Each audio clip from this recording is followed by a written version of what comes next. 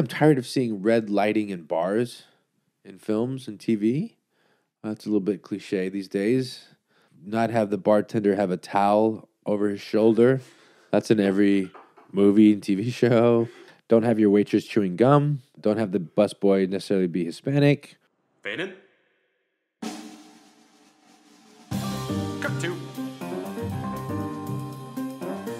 Exterior. Interior. Restaurant? Bar. Club. Day. Night. Action. Hola, que tal, se va, konnichiwa, shalom, what's going on? This is Restaurant Fiction, the podcast that reviews every single fictional restaurant, bar, and club in TV and film, as well as talk about the filmmaking process. We've waited a few years to cover this Italian fictional restaurant, waiting for the right moment. Well, now's the time. You see, Paradise is a ma and pa restaurant from the movie The Big Night. I mean, if you've seen this movie, you'll notice that the entire flick is about this restaurant. And why is it important? Besides the fact that there would be no Big Night without Paradise, it's about two brothers doing whatever they can to keep their baby, their restaurant, alive. Honestly, we're in this pandemic time when many ma and pa restaurant owners are doing whatever they can to keep their restaurants alive. The restaurant business is a difficult motherfucker to crack when the economy is good, and it's even more challenging when it's not. Big Night might be all too real for some. To others, it could be the Epicurean food fantasy they need in their lives right now. Whatever the reason, we're breaking Paradise down with our dear friend, director and writer, Kevin Hamedani. Why is his name important? He's a regular at the Austin Film Festival, where he has and continues to wow the world with his hilarious films like ZMD, Zombies of Mass Destruction, and Junk. But the main reason of why he's significant to restaurant fiction is because he knows Paradise and Big Night more than anyone's business, including my own. Which, by the way, I am your host, Monis Rose. So without any further ado, here's our review of Paradise from Big Night and our conversation with Kevin. Go. Without any further ado, guys, welcome to Restaurant Fiction. We usually review a modern day restaurant, but we actually went into our archives and we pulled out one of our first ever reviews, and it was on an Italian restaurant. Now, before we get and talk to you about this Italian restaurant, we brought along our good friend, Kevin Hamedani, because he is also an aficionado about this restaurant. He knows a thing or two about Italian cuisine in Belmar, New Jersey. Yes, off exit 68, there is a place called Paradise. Let me preface this Italian restaurant. This is not your spaghetti and meatballs, chicken parmesan, mambo Italian restaurant. Those you can get anywhere, especially in Jersey, especially off the shore in Jersey. I mean, you can get this in, excuse my language, bumfuck anywhere, practically.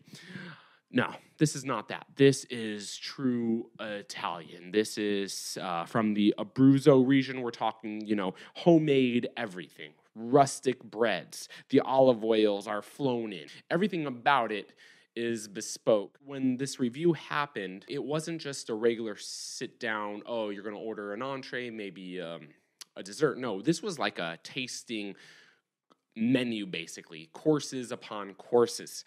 First course is the wine. Oh, yeah.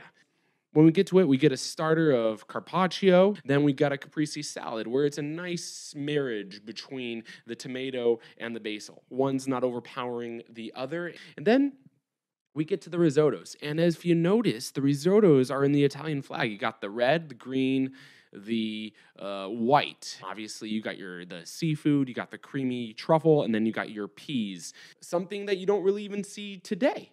which is surprising. Really, it's only that. And it is hard to get a perfect risotto. I think even Seinfeld had a joke once, a whole episode about risotto. I think George was on a date. Then you get your minestrone, but then here's the coup de grace. And the coup de grace actually happens before the entree. You think it is the entree. It is not. It's called a timpano, or to some, a timbalo. And it is a big, huge starch. Basically, it is a baked, gigantic pasta. And what's inside this big baked pasta? Well, you got your meatballs, you got mozzarella, you got tomato, hard-boiled eggs, hand-rolled garganelli. Personally, I have yet to see a timpano on an American Italian restaurant menu. It is really like the coup de grace, and by that time, I really wanted to fall asleep at the table. But no, the food just keeps on coming out. Everything beyond this point is going to be outstanding. But do you have room in your stomach? Do you have room? That is the question. Are you going to make room? Well, this is America, so we can always make room for more. And more, I mean vegetables. I mean, you got a suckling pig and you got trout rather than branzino. And finally, desserts, nothing special except classic. You got cigarettes, Amaro, and a little espresso and chocolate. It's usually not polite to fall asleep at the table, but in this case, I think that's the right thing. So, Kevin, what did you think of that review? What did you think of Paradise, the Big Night? Made me very hungry. What are you eating at Paradise? What do you call it? The timpano. I've always wanted to have it. And the risotto. I'll start with the risotto. That's what I'm having. This movie has resonated with you for some time. I was maybe, when it came out, I don't know, 12, 13. I think it was on HBO, and my mom was watching it, and we just sat there and watched it together. It was important for me for a number of reasons. It was one of the first films I saw where it was just about people doing simple things and running a restaurant and dealing with everyday problems, but it was also about immigrants. And I'm not Italian, but my family is Iranian immigrant. I think I would watch it almost every weekend on HBO because they kept showing it over and over again. And it just sort of grew on me. And well, it's funny. I left out this very key moment. So my dad is an Iranian immigrant who opened up a restaurant. So I grew up in the restaurant business.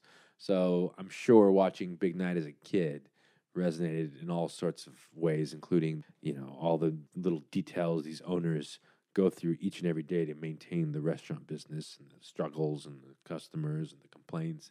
And of course, when I was of age, he made me be a busboy. When I got a little older in high school, I was a waiter. So that was sort of the life I grew up in. And is it one of those movies that you always notice something different? I noticed in performances the nuances, mainly Monk. Tony Shalhoub, one of the great character actors of his generation, probably my favorite Tony Shalhoub performance. And he is so endearing and so lovely and so good. And he's so funny. And Ian Holm is amazing in it. I don't think nowadays you could cast Ian Holm, British actor, as an Italian, nor could you cast Tony Shalhoub, an Armenian, as an Italian. For good reasons. We now try to cast appropriately. But man, I'm kind of grateful it wasn't so PC back then, because I don't think anyone could have played those roles better than Shalhoub and Ian Holm. Did Big Night get the restaurant right? It feels very real to me from my experience growing up. It's funny, my dad's like a little Iranian dude with a thick accent, but he decided to open up an all-American diner in small town Edmonds, Washington. To this day, I have no idea why, but he did, and it was the best breakfast in town. And he was sort of like famous around town. It's a small town, but we'd go to grocery stores, anywhere else. Everyone said, "Hey, Al, hey, Al, hey, Al." That's where you went for breakfast in that town. And great dinners, too. And a lot of old people in that neighborhood. So dinner would be at 5 p.m., packed house, bunch of these retired people in Edmonds eating my dad's steak. What does the restaurant say about the characters?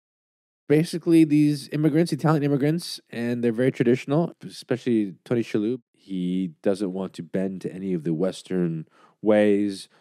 I think a great scene is the beginning when they have these, very American customers who order risotto, and the woman wants a side of spaghetti.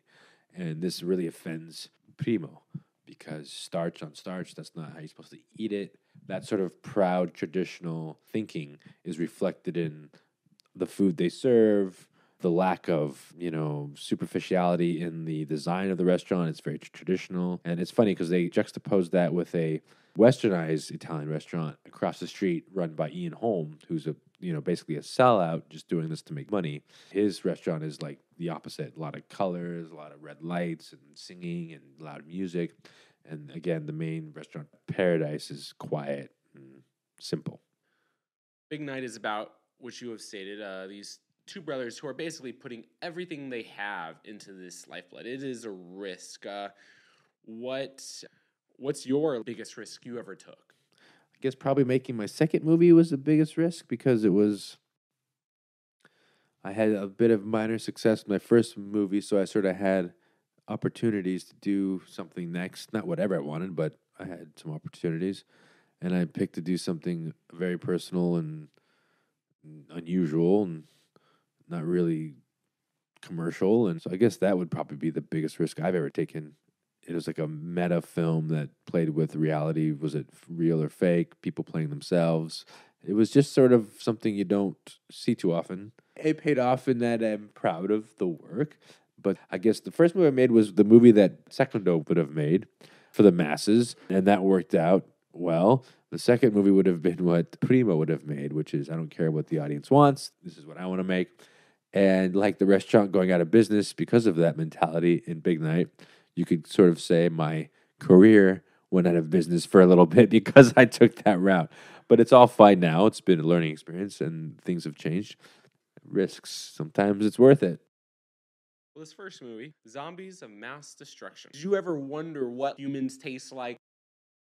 I did take a cannibal class in college, believe it or not. Don't know why I took it. Oh, I know why I took it. A teacher friend of mine, and it was watching a lot of films, so I thought it'd be fun, but it was disturbing, and I believe I remember leaving that class that flesh tastes like chicken.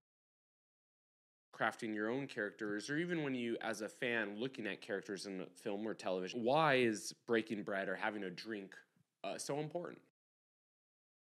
Sex, food, there are few elements that are just any culture, any situation, anybody in any corner of the world can identify with having an important moment in their life, whether it's falling in love on a date or breaking up with someone at a restaurant. That location, that setting is ripe for any type of character drama. And plus, actors are better when they're eating. Really? That's why, who is it? Is it George Clooney? Is someone...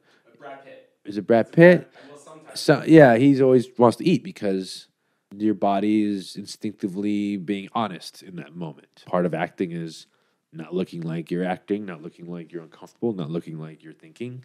And so when you watch De Niro in Godfather Part 2 eating spaghetti, talking about taking out Fanucci in that big scene, it's very memorable because he's very realistic in that scene. He's De Niro, he's always realistic, but the fact he's eating spaghetti and just makes it a lot more grounded. Now, that's my opinion. I think just actors eating makes everything seem real.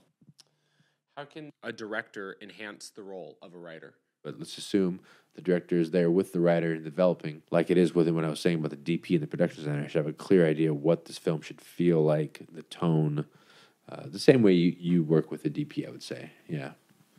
And vice versa, how does the writer enhance the role? The writer is the one who knows about human beings more than the director in most cases, That's what makes a writer so special, is they somehow are able to understand motivations and neuroses of human beings. So they're able to, in my experience, tune me into sometimes why a character does certain things. And that helps me translate that to the actor. I'm the head of studio. I'm looking through all our IPs and all of that, and I say, I want to remake Big Night. I want Kevin to direct it. Well, it would be two Iranian immigrants, first of all. I love that Big Night is a period film. I think it's the 60s or 50s or 50s. I would modernize it because either make it the 80s. This is just my own sensibility. I wouldn't be political, but if it's the 80s, then in the background you have sort of the Iran-Contra hostages. And you don't even have to mention it, but just the fact that it's the 80s and having this immigrants there, you can sort of play with some tension subtextually regarding the cultural aspects of what's going on. I'm not quite sure why big nights in the 50s and 60s. Aesthetically, it's wonderful. Or I'd make it now modern where things are not so, stable relations with Middle Eastern folk. That way you can add some drama in it. The stakes are higher for your characters, because Big Night's about them trying to Americanize themselves. And one of them can't do it. One of them wants to do it. And one of them's dating an American woman played by Minnie Driver. The other one just hangs out with the Italian people in the neighborhoods, doesn't want to infuse himself in the American culture. So that would be fun to play with Iranians in today's America. What advice would you give a smart, driven, emerging writer and or director? I would say you're going to hear a lot, especially if you're in LA. Oh, this is in right now. This isn't in. Don't write this because no one's buying this right now. All that stuff, ignore. Just write. Do what you want. That stuff changes. These people, no one knows anything. These people who claim to know what's in the zeitgeist are full of shit. Only people that know what's in the zeitgeist are artists. And they don't even know what is in the zeitgeist. They're just producing what becomes the zeitgeist on accident. Like Get Out. I had political genre horror stuff before Get Out. People weren't interested because it wasn't in. And then all it takes is one Jordan Peele to get it made. And then all of a sudden, oh, actually it is in. Just ignore what is in, what isn't in. Just make what you want to make. How do you keep consistently creative and not plateau? I put on Raging Bull lately. Just the opening title sequence with the music and the black and white. I'll just start crying. And I'm like, okay, this is why I'm doing all this. All this noise in this industry, it means nothing when it comes down to what the heart of what we're trying to do here is. Hopefully before you die, able to create moments like that. Kevin, thank you. Honestly, for me, when I need inspiration, my go-to movies are Up, Big Fish, The Secret Life of Walter Mitty. TV-wise, always The Wire. Any episode will do, but I personally prefer the pilot or the first episode of season 4. If you don't know what I'm talking about, check it out. It's where Snoop buys a nail gun. Guys, where can you watch Kevin's work? Zombies of Mass Destruction and Junk. They're both on Amazon Prime.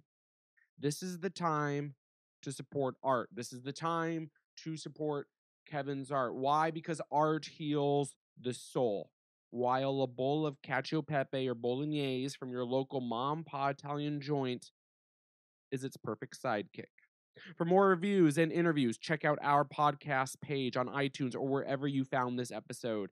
Next, we will be reviewing the eyeball soup and monkey brains from the Guardian of Tradition dinner at Pankow Palace. Until then, I'm Monis Rose. Keep it real, keep it fresh, and always keep it on the flip side. Cut to. Exterior. Interior.